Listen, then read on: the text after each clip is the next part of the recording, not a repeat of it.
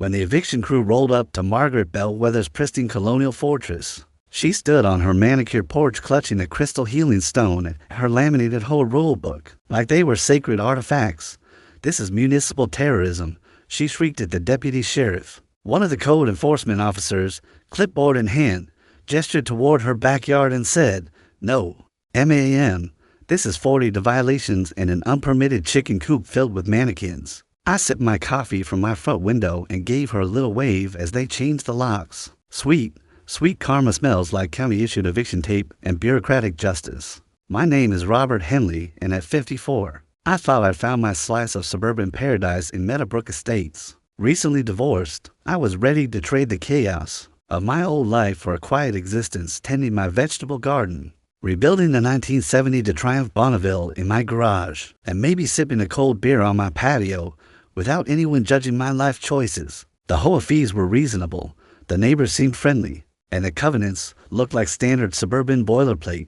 What I didn't count on was Margaret Bellweather, HOA president and self-proclaimed guardian of neighborhood purity. Margaret had been running Metobrook Estates like her personal fiefdom for 6 years. She drove a white Escalade with vanity plates reading HOA Boss, a vehicle so polished it practically glowed under the streetlights.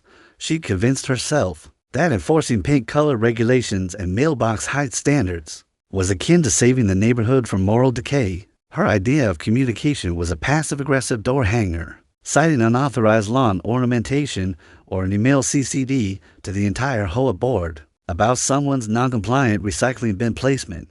Once, she issued me a violation notice because my newspapers were delivered 30 minutes before the acceptable morning retrieval window, as if I controlled the paper boy's schedule. I framed that notice and hung it in my garage next to my socket wrench collection, a reminder of her absurdity. The war began innocently enough. I decided to paint my detached garage a deep forest green to complement the towering oak trees lining my property. It wasn't a whim. I spent weeks researching color palettes, consulting with a local landscaper, and even testing swatches to ensure it blended with the natural surroundings. The result was stunning. The garage looked like it belonged in a nature magazine, not a cookie-cutter subdivision. I was proud of it, and my neighbors complimented the choice during our Saturday morning dog walking chats. But within 18 hours of the final coat drying, a certified letter arrived in my mailbox. It cited an unauthorized color deviation from the pre-approved neutral palette and demanded immediate repainting, with a $300 fine plus $50 daily penalties until I complied. I read the letter twice, convinced it was a prank, but Margaret's signature, complete with a little flourish, confirmed it was all too real. That was just the opening salvo. Margaret seemed to develop a vendetta against my property, as if my forest green garage was a personal affront to her vision of suburban utopia. She filed a complaint about my tomato stakes, claiming they were excessively tall and visually disruptive to the neighborhood's aesthetic harmony. I measured them 36 inches, well within the HOA's vague guidelines. Then she reported my herb garden for unauthorized agricultural activity in a residential zone, despite the fact that my basil and rosemary were in neatly mulched beds. That looked better than her manicured lawn. She even called code enforcement about my bird feeders, alleging they were attracting nuisance wildlife like sparrows and squirrels, which she claimed created unsanitary conditions. I invited the inspector to my backyard, where he watched a pair of cardinals happily peck at sunflower seeds, then left with a jar of my homemade strawberry jam and a promise to tell his wife about my garden setup. The absurdity escalated when I planted a row of sunflowers along my fence line, thinking they'd add a cheerful pop of color. Margaret's next complaint claimed they were an invasive species, threatening the neighborhood's aesthetic cohesion. I checked with the county extension office. They confirmed sunflowers were neither invasive nor a threat to anything except maybe Margaret's fragile ego. The breaking point came when she reported my compost bin as a biohazard causing noxious odors and potential pest infestations. Code enforcement arrived, armed with clipboards and skeptical expressions. They spent 20 minutes inspecting my meticulously maintained compost system layered with grass clippings, vegetable scraps, and coffee grounds turned weekly to prevent odors. The lead inspector, a grizzled guy named Carl, declared it the cleanest, most well-organized compost setup he'd ever seen. He left with a bag of my zucchini, my grandmother's cucumber pickle recipe, and a suggestion that I teach a composting workshop at the community center. I was starting to think Carl was my new best friend. After the fifth frivolous inspection in 2 months, I'd had enough. Margaret's complaints were costing me time, money, and patience, and I wasn't about to repaint my garage beige to appease her. So I decided to fight fire with fire. I took a stroll down to City Hall, a squat brick building that smelled like stale coffee and old paper, and asked the clerk if I could review the public complaint history for Metobrook Estates. The clerk, a cheerful woman named Linda, who seemed thrilled to have something to do, handed me a thick file labeled HOA Complaints, 2020 to 2025. What I found inside was a gold mine of pettiness. Margaret had filed over 120 complaints against neighbors in the past 18 months. She'd reported children for excessive outdoor play noise during daylight hours, elderly residents for maintenance neglect because their shrubs were half an inch overgrown, and one family for culturally inappropriate landscaping after they planted a Japanese maple in their front yard. She'd even documented a neighbor's dog for excessive barking during a 10-minute span on a Tuesday afternoon. But the real bombshell was buried deeper in the file. Margaret's own property was a ticking time bomb of violations. The city had been documenting issues for years, but hadn't acted, because no one had filed formal complaints against her. Her rap sheet included an unpermitted guest house conversion, electrical work done without permits, a deck built beyond setback requirements, and an illegal rental unit in her basement. The most bizarre discovery was her meditation garden, a backyard structure she claimed was a spiritual sanctuary, but was actually an unpermitted shed, with a koi pond that hadn't been inspected in years. According to the Environmental Health Department, the pond was a mosquito breeding ground and had developed an algae problem that was clogging the neighborhood storm drainage system. Armed with this arsenal of information, I decided to take action. I filed a formal harassment complaint with both the HOA board and the city, meticulously documenting every baseless complaint Margaret had lodged against me. I included timestamps, photos, and receipts for the $300 fine I paid for my garage paint, which the city later deemed compliant. I also reached out to my neighbors, many of whom had their own Margaret horror stories. There was Susan, a single mom who'd been fined for her son's basketball hoop being divisible from the street. There was Mr. Patel, a retired engineer, who'd received a violation notice for his non-regulation mailbox height, despite it being identical to every other mailbox on the block. And there was Mrs. Thompson, an 80-year-old widow who'd been cited for lawn neglect because she couldn't afford weekly landscaping services. Together, we formed an informal coalition, sharing stories and evidence of Margaret's overreach. The HOA board called an emergency meeting to address my complaint. I wasn't surprised to learn that half the board members had their own grievances against Margaret. One board member, a quiet accountant named Dave, revealed that Margaret had once threatened to fine him for excessive holiday lighting because his Christmas display included a single strand of colored bulbs. Another member, a nurse named Maria, shared that Margaret had reported her for unauthorized vehicle parking when her sister's car was in her driveway for a weekend visit. The board agreed to launch an independent review of Margaret's presidency, hiring an external auditor to examine her enforcement history and the HOA's financial records. Meanwhile, the city's code enforcement team took a closer look at Margaret's property. When they arrived with an official inspection notice, she greeted them in a flowing white robe, waving a sage bundle and claiming her unpermitted structures were sacred spaces protected under religious freedom statutes. The inspectors, unfazed, documented a laundry list of violations, structural issues in her guest house, exposed wiring from unpermitted electrical work, a deck that encroached on her neighbor's property line, and a basement apartment with no emergency exits, violating multiple fire safety codes. The koi pond was the worst. Offender test revealed it was contaminated with bacteria and leaching into the groundwater, posing a health risk to the entire neighborhood. Carl, my favorite inspector, later told me the pond smelled like a swamp had a baby with a landfill. Margaret's response was to double down. She filed counter complaints against the inspectors, accusing them of bias against her alternative lifestyle, and claiming they were conspiring with disgruntled neighbors to undermine her authority.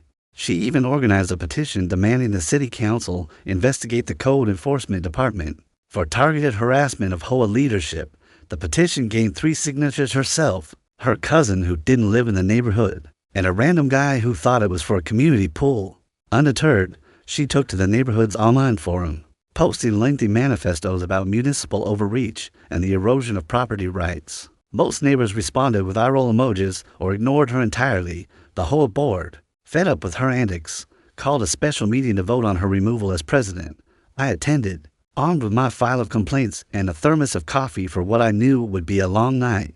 Margaret showed up in her signature white robe, this time accessorized with a crystal pendant the size of a golf ball. She insisted on burning sage during the meeting, claiming it would cleanse the room of negative energy. When the board secretary politely asked her to extinguish it due to fire safety concerns, she launched into a tirade about the suppression of indigenous spiritual practices. Despite being a 62-year-old woman from Cleveland with no documented ties to any indigenous community, the board voted unanimously to remove her, citing her abuse of power and failure to uphold the spirit of community governance. Her appeals were denied, largely because she spent most of the hearing reciting poetry about sovereign souls and cosmic justice. The city gave Margaret 60 days to address her property's violations, instead of hiring contractors or pulling permits. She spent the time writing increasingly unhinged letters to the mayor, the city council, and, rumor has it, the governor. In one letter, she claimed her eviction was part of a deep state conspiracy, orchestrated by jealous neighbors and corrupt municipal officials. She also began hosting what she called sovereignty rallies in her front yard, standing on a makeshift podium with hand-painted signs declaring her property an autonomous zone, free from municipal tyranny.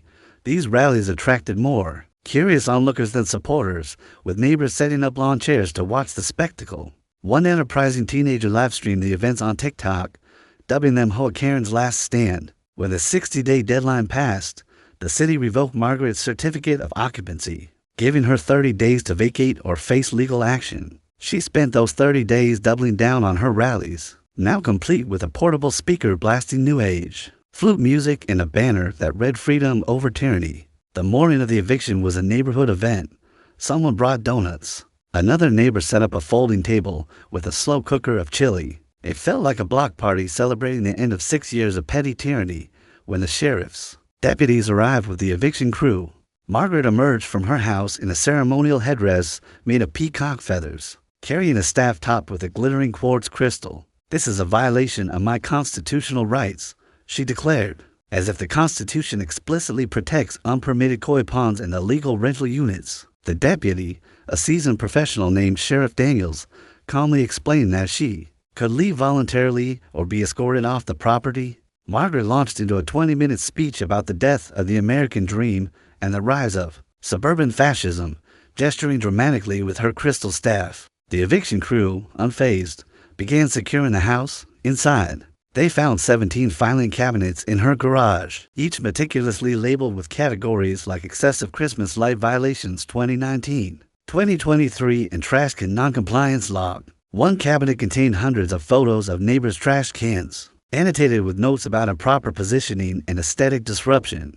Another held a detailed spreadsheet tracking every car parked on the street, with columns for duration, license plate, and suspected intent. It was a monument to her obsession, and I almost felt sorry for her almost. Margaret now lives in a studio apartment above a nail salon 3 towns over. She started a blog called HOA Refugee, One Woman's Fight Against Municipal Corruption, which, last I checked, had 0 regular readers and a comment section filled with spam bots offering cryptocurrency tips. Her property was sold at auction to a young couple who painted their front door bright red and replaced her toxic koi pond with a wildflower garden that attracts butterflies and bees. My garage remains forest green, my tomatoes are thriving, and my compost bin continues to produce the best soil amendment in the neighborhood. I've even started that composting workshop at the community center thanks to Carl's suggestion, and it's become a hit with local gardeners. The new HOA president, a retired teacher named Ellen,